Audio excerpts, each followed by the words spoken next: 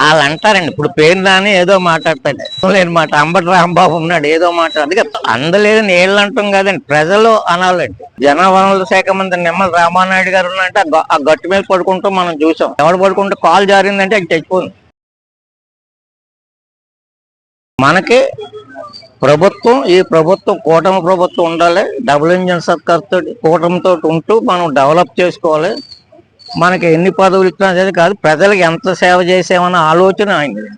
ప్రజలకు ఏ మేరకు సేవ చేసాం అది ఆ దృక్పథంతో ఆయన పనిచేస్తున్నారు.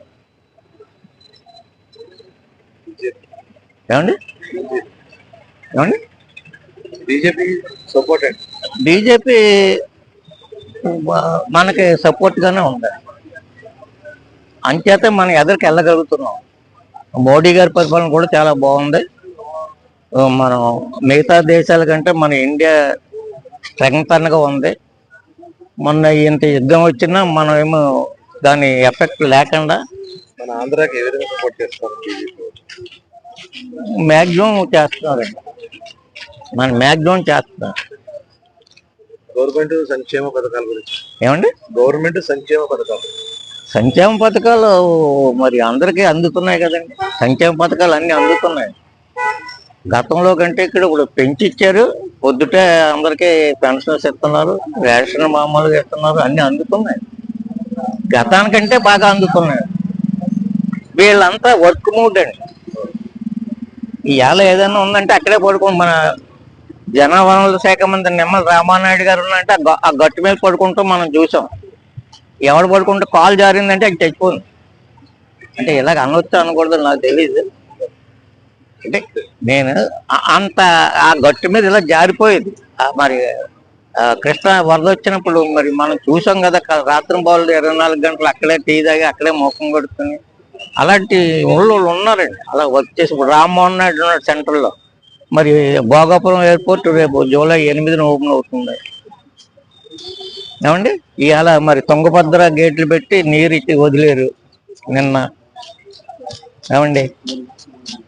మరి అలాగా అన్ని చేసుకొస్తున్నారు కదా. ఇవాళ ఉన్న ఆర్థిక పరిస్థితి ఏమో అంతంత మాత్రంగా ఉంది. మరి ఈ స్కీములన్నీ పెట్టారు కదా, మరి ఆ స్కీములు కంటిన్యూ చేస్తూ ఇవన్నీ చేసుకొస్తూ అంటే మనకి సెంట్రల్ గవర్నమెంట్ కూడా పూర్తి సహకారం. 2 సంవత్సరాల్లో వైసీపీ గవర్నమెంట్ వాళ్ళు ఏమన్నారంటే సరిగ్గా సంక్షేమ పథకాలు అమలు చేయాలని వైసీపీ వాళ్ళు అంటారు. ఏమండి, అందలేదని ఏళ్ళు అంటాం కాదండి, ప్రజలు అనాలండి.